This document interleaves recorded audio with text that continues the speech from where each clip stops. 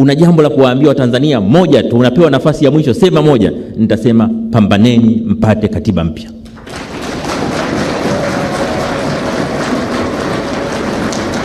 Muhimu wa sera ya ulinzi wa watetezi wa haki za binadamu. Na mmesema vizuri kwamba sehemu nyingine duniani zina utaratibu wa kutambua, iko mikataba ya kimataifa ina utaratibu wa kuwatambua watetezi wa haki za binadamu. Mmeeleza ambavyo watetezi wa haki za binadamu wanaishi kwa hofu katika kutekeleza majukumu yao. Nataka nitumie nafasi hii kuhakikishieni kwa mara kwanza,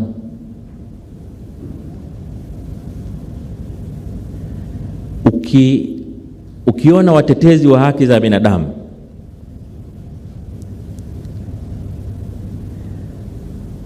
wanajenga hoja ya usalama wao kwanza na kueleza hofu kabla wajaenda kwa wale wanaowatetea, unajua hapa kuna shughuli ya kufanya. Hapa kuna shughuli ya kufanya. Nataka niwahakikishieni kwamba ni jukumu la serikali kusimamia usalama wa maisha ya raia. Huu ni wajibu wa kisheria na kikatiba. Katiba yetu, jukumu la kwanza la msingi la serikali ni usalama wa maisha ya watu na mali zao. Kwa hiyo tutakuwa serikali ya ajabu sana ambayo inashindwa kuridhia mkataba unaowalinda raia zake.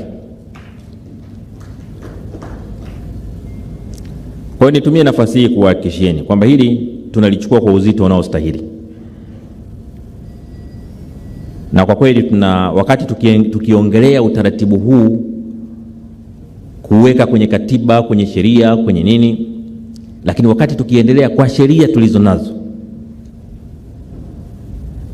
na vitaka vyombo vyetu vya ulinzi na usalama sio tu kusimamia usalama wa watetezi wa haki za binadamu, lakini kuendelea kusimamia usalama wa Watanzania.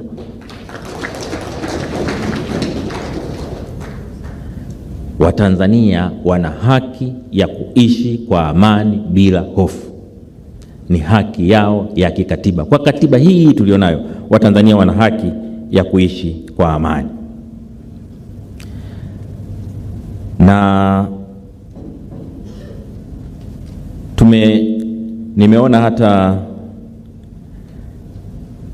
katika mambo mlioyaeleza kwa kirefu pale ni pamoja na maridhiano pamoja na katiba mpya. Lakini mbona niliambiwa katiba mpya nyinyi hamtaki? Hebu wasiotaka katiba mpya wainue mikono. Kumbe mnataka wote.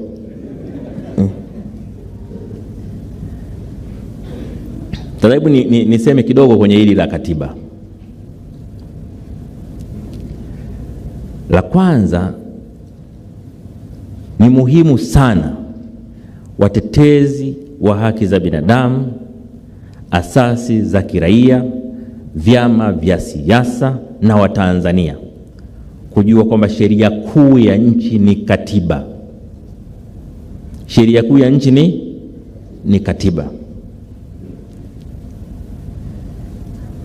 Majaribio ya kupata katiba mpya yamekuwepo kwa zaidi ya miaka 40. Lakini vuguvugu la kuitafuta katiba mpya limedumu likiwa kubwa tangu mwaka 92 baada ya kuanzishwa vyama vingi. Kwenye serikali ya awamu ya 4 ulianza mjadala wa katiba. Tukaweka na bunge la katiba, tulipiga hatua kidogo, alafu tukaenda tukakwama mahali. Tunaweza tukawa na mambo 40 ya kupigania, lakini katika mkakati wowote lazima uchague jambo kubwa ni lipi.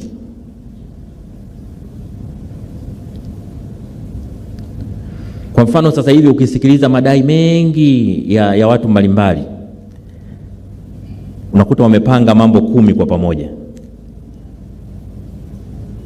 Ushindi vita ya mambo 10. Lazima uchague kubwa linaloweza kuyabeba mengine yote ni lipi.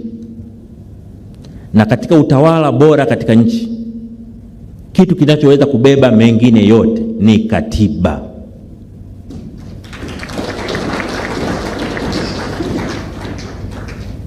Maana hakuna sheria inayotengua katiba. Hakuna sheria inaweza kutungwa ikikinzana na katiba. Lakini kilichokuwa kwenye katiba kinaweza kubatilisha sheria nyingine yoyote iliyopo. Ukishaunda leo katiba mpya, sheria zote ambazo zipo na zilizotangulia kuwepo zinazokinzana na katiba ile, siku ile ile ukipitisha katiba mpya zinakuwa zimekufa hizo sheria zinazokinzana na katiba. Ndio maana kama nina kitu cha kuwaambia Watanzania, ningewaambiwa ebu makamu wa rais waambie Watanzania jambo moja tu. Wakisema una jambo la kuwaambia Watanzania moja tu, unapewa nafasi ya mwisho, sema moja, nitasema pambaneni mpate katiba mpya.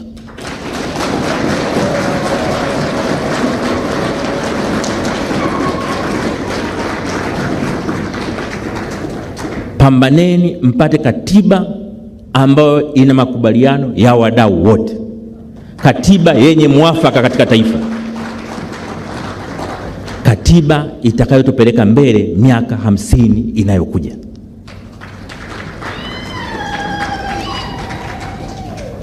Katiba ambayo kila Mtanzania popote alipo atajisikia fahari kujitambulisha, mimi natoka Tanzania. Yenye katiba inayojali maisha ya mtu, lakini pia katiba inayoheshimu haki za raia wake. Katiba inayotupeleka kwenye maendeleo, si maendeleo ya mali tuna uchumi, lakini maendeleo ya heshima na utu wa binadamu anayeishi katika Tanzania.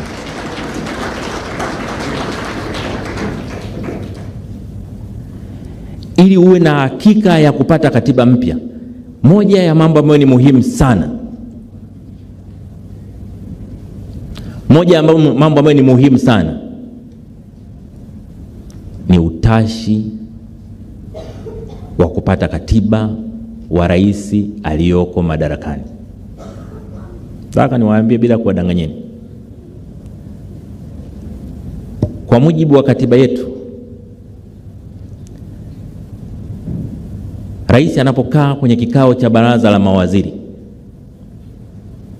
baraza la mawaziri haliamui, linashauri. Mawaziri wanapokaa na rais wanamshauri rais, rais ndiye anaamua.